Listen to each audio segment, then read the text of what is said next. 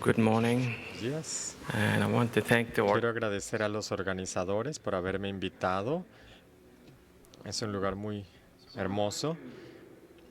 Básicamente me voy a concentrar en enfermedad metastásica y si tienen dudas acerca de la enfermedad localizada también las podemos abordar más tarde. Aquí tenemos a un varón muy joven, pueden darse cuenta tan solo al ver la imagen que llegó con un tumor primario muy grande, muchos ganglios linfáticos afectados y metástasis hepática. Desgraciadamente esto no es una situación rara en la parte occidental, en el occidente. En muchas partes del mundo, a excepción de Corea y Japón, esto es bastante común. Y aquí tenemos otro paciente, miren ustedes, que se le diagnosticó primero con mucho cáncer. Este paciente había tenido síntomas durante cierto tiempo y los ignoró inicialmente, pero después su médico también ignoró muchos de sus síntomas. Entonces pasó un tiempo antes de poderlo ver y poder hacer esto. Los pacientes no evolucionan muy bien, desgraciadamente. La incidencia, como ya se mostró antes, es esta, pero en Estados Unidos, estos son los datos de CDR, más de 70,000 casos. Y pueden ver ustedes que podemos salvar nada más a 30% de los que llegan. O sea, muchos pacientes con un diagnóstico de cáncer gástrico mueren por la enfermedad.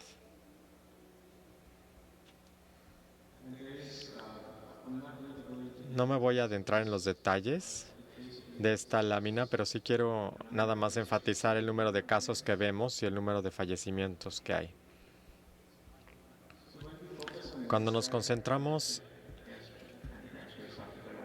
en adenocarcinoma gástrico gastroesofágico metastásico, básicamente estamos viendo una sobrevida muy corta de todos los que se presentan, una sobrevida mediana de 9 a 10 meses. Muchos pacientes tienen muchos síntomas. Esto es algo que necesitamos reconocer una vez que diagnosticamos a un paciente con adenocarcinoma gastroesofágico metastásico, hay que tratarlos rápidamente. Si nos esperamos, entonces su desempeño se va a reducir y no se van a poder beneficiar del tratamiento. Es una enfermedad heterogénea, como ya se dijo antes. Hay pacientes que sobreviven 2 años, 30% de los pacientes, y luego se reduce la cantidad significativamente. A estos pacientes hay que identificarlos y saber quiénes van a tener una buena biología clínica. Ahí podemos hacer más por ellos. Hemos publicado algunos datos recientemente sobre los pacientes que inician con enfermedad metastásica. 20% de ellos podrán sobrevivir más allá de 3 años y algunos de ellos pues ya no regresarán al seguimiento. Hay entonces un grupo de estos que hay que identificar porque entonces podríamos ayudarles más, no nada más a través de terapia sistémica, sino que también podríamos ver el sitio metastásico aislado del tumor primario y tratarlo. Desgraciadamente todavía no hemos avanzado demasiado en medicamentos, nada más tenemos 3. En los últimos 30 años se han aprobado 3 medicamentos por la FDA. Y esto pues aplica también para el resto del mundo, no nada más en Estados Unidos. Tenemos docetaxel aprobado para primera línea y estos medicamentos se aprobaron en base a prolongar la sobrevida global. Y luego tenemos trastuzumab, que nuevamente también se aprobó como primera línea, y ramucirumab, ya sea solo, que no es muy efectivo así, pero con paclitaxel sí da un beneficio razonable. El otro medicamento que ha demostrado ventajas en la sobrevida en primera línea es cisplatino, que esto se basó en un estudio japonés que se llamaba Spirits, en donde compararon un solo agente, fluoropirimidina S1, contra S1 más cisplatino, y sí hubo una gran mejora en la sobrevida global como resultado de agregar cisplatino, pero no tenía nada que ver en realidad con S1 o la fluoropirimidina. Los medicamentos entonces que se utilizan comúnmente, sin evidencia, sin embargo, de sobrevida global, y necesitamos empezar a hacer estudios para demostrar que esto ocasiona una ventaja en sobrevida, porque hay muchas otras cosas más que tenemos que hacer, hay otros medicamentos importantes que también tenemos que estudiar, pero estos son los medicamentos: fluoropirimidinas, que lleva ya 45 años, cisplatino, y les muestro que también hay beneficio, especialmente cuando se agrega cisplatino y también irinotecan. Los medicamentos entonces que no recomendamos que utilicen son epirubicina en ninguna circunstancia, en ningún caso, mitomicina tampoco, para ninguna línea, porque para cuando llegan a mitomicina, el tumor ya se volvió súper resistente, entonces simplemente van a estar dando la mitomicina para ayudar emocionalmente al paciente y a la familia. Y muchas veces nada más creerán que están ayudando, pero realmente no van a estar ayudando al paciente. La epirubicina no debe de utilizarse. ¿Por qué? Pues porque hay muchos datos que han demostrado que la epirubicina realmente no agrega nada cuando se compara con dos medicamentos o incluso en monoterapia con otro medicamento. Tenemos una carta en JCO que se está publicando, está a punto de publicarse, de 6 instituciones de Estados Unidos, y que es como una súplica a la comunidad médica para que no utilicen epirubicina. Entonces esperemos que esta carta esté lista en un mes, y cuando salga esta carta, pues entonces va a haber mucha discusión, va a ser muy interesante una vez que salga. Algo más que ha surgido son las pruebas HER2, y también hay una guía que también se está imprimiendo ahorita en JCO, que se va a publicar y que va a salir en un mes más. Y estas guías se desarrollaron con la idea de que se puedan implementar a nivel mundial, y las realizó la Sociedad Americana de Patología Clínica, el Colegio de Patólogos Americanos y la Sociedad Americana de Oncólogos Clínicos. O sea que estos tres grupos, estas dos sociedades, se reunieron para hacer estas guías. Constó de 40 expertos de diferentes disciplinas y se dedicó mucho tiempo para tratar de ver cómo establecer, redactar estas guías para pruebas de HER2. La razón por la cual lo hicimos es porque para cáncer de mama las guías son diferentes y la gente estaba utilizando las guías de cáncer de mama, pero realmente no son las adecuadas para cáncer gástrico. Por eso se hicieron estas otras guías. Y las que ustedes ven aquí en la pantalla son de la NCCN, y básicamente empezamos con inmunohistoquímica únicamente, y luego si sale 3 positivo no tenemos que hacer nada más. Si sale 1 positivo o 0, tampoco necesitamos hacer nada más. Ya terminamos ahí con las pruebas HER2. Sin embargo, si sale 2 positivo, hay que determinar la variación del número de copias. Entonces, esto es una versión súper simplificada, pero en las guías ustedes verán que les indican si pueden utilizar el tumor primario, si pueden utilizar la biopsia o la muestra de resección o la metástasis a ganglios linfáticos o la metástasis hepática. Si el paciente que van a tratar tiene metástasis hepática, pues entonces pueden preguntarse si no deberían de hacerle pruebas HER2 para metástasis hepática, porque eso es lo que van a tratar. Entonces, ¿para qué irse al tumor primario? Luego ver HER2 y tratar el hígado. Todo eso está en las guías. No me da tiempo ahorita de explicárselos, pero eso lo van a ver en las guías y la verdad es que es algo muy interesante. Es una recomendación que se basa básicamente en la evidencia.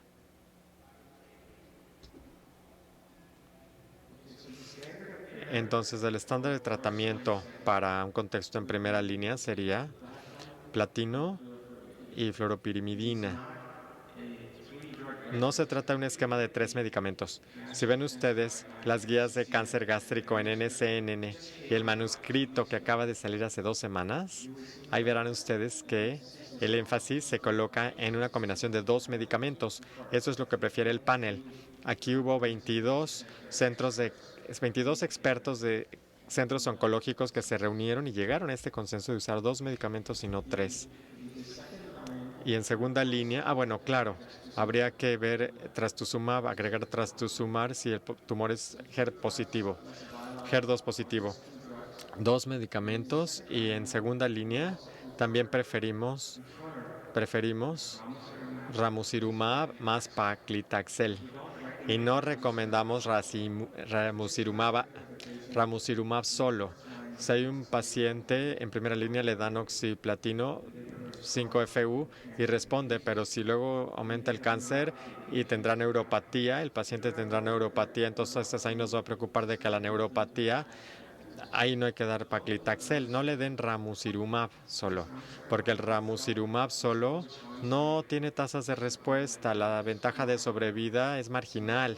Entonces lo que recomendamos es que cambien en ese caso a irinotecan y de aquí se vayan acá y luego regresen acá, cuando la neuropatía haya cedido.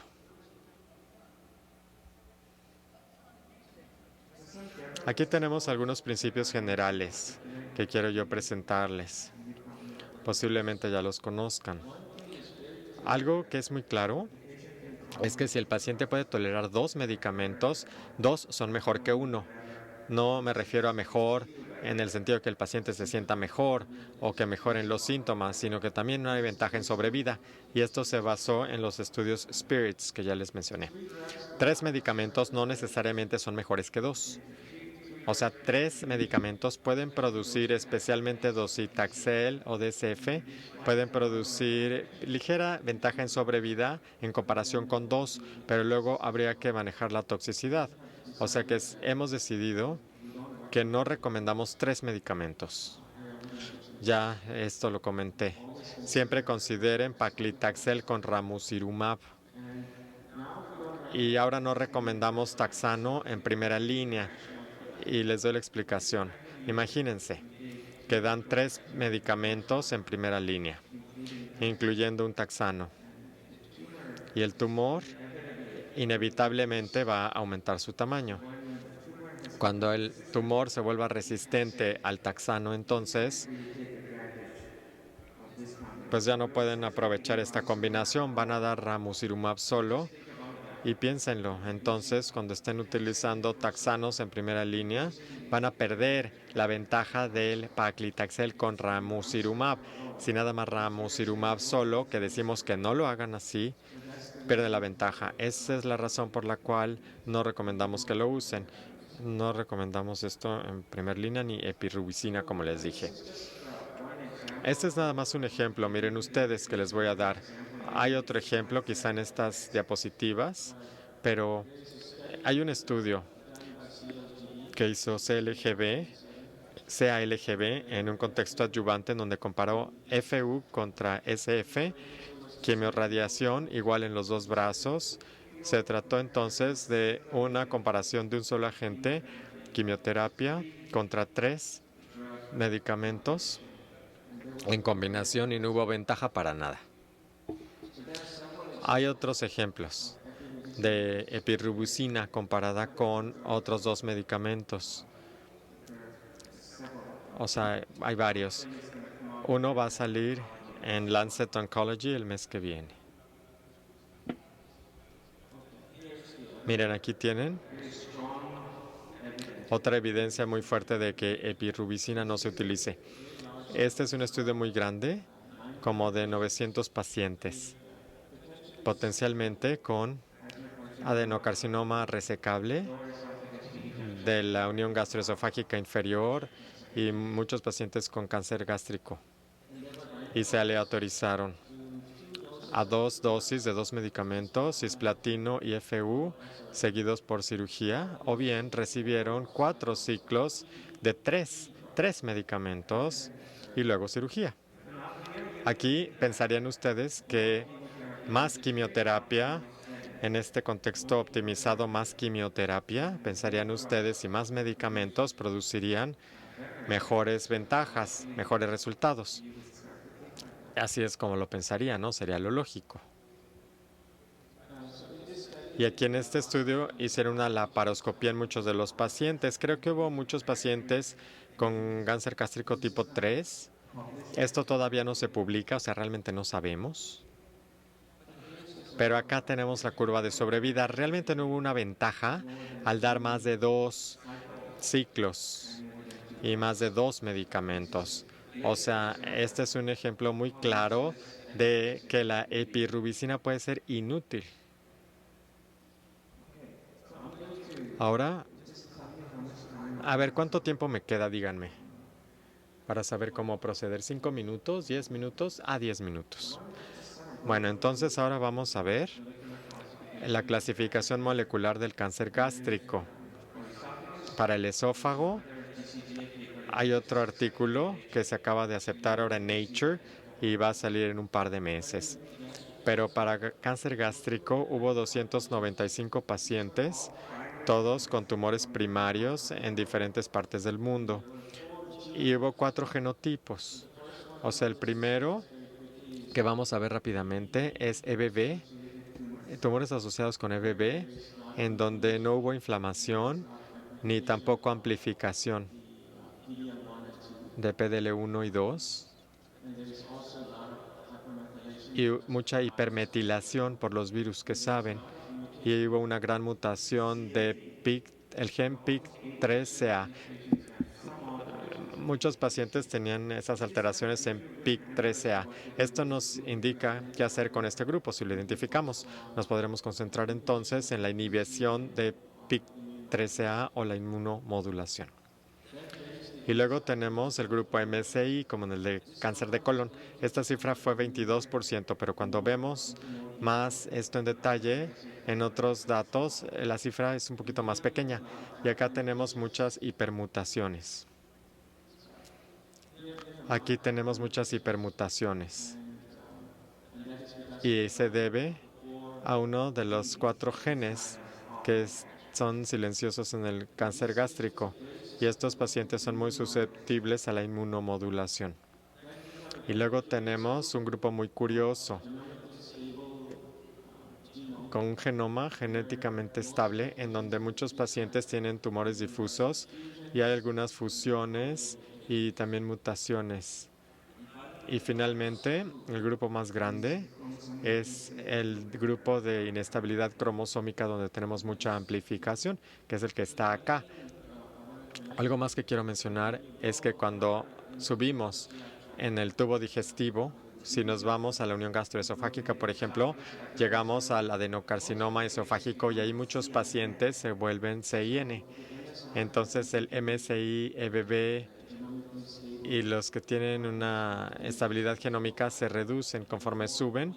Tenemos más homogeneidad en el genotipo y cuando bajan en el tubo digestivo tenemos más genotipos, o sea, son más heterogéneos. Y nuevamente esto es para que vean ustedes que las mutaciones PI3 sinasa también son comunes en tipos con genoma estable, pero son muy poco comunes en el resto de los genotipos. Entonces, en rojo vemos las amplificaciones, en verde tenemos las mutaciones que se agrupan en MSI y en el compartimiento EBB tenemos parte de las simplificaciones. Esto es de interés que yo lo mencione. Y luego tenemos otra genotipificación que hizo un grupo coreano y replicaron. Llamaron a cada genotipo de manera diferente, se concentraron en MTP53 silenciado o el intacto, pero es exactamente lo mismo en general. Y luego validaron los datos TSG y los datos de Singapur y también otro grupo de Corea.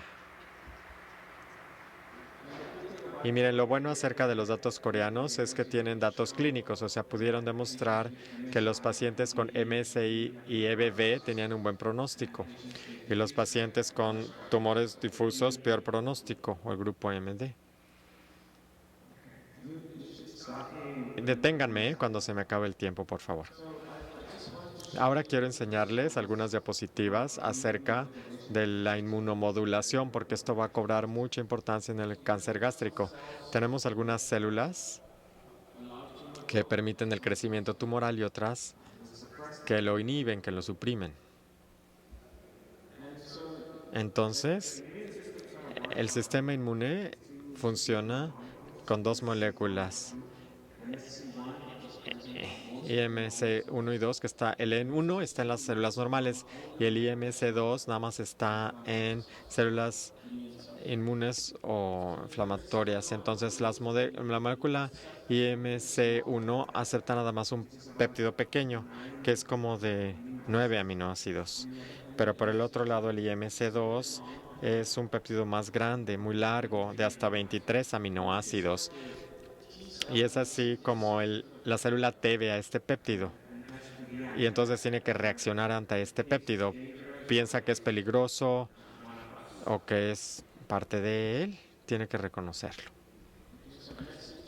Las moléculas IMC2 están presentes en las células dendríticas, en los macrófagos, en las células B, pero algunas de las otras células inmunes también se pueden forzar a que produzcan la molécula IMC2.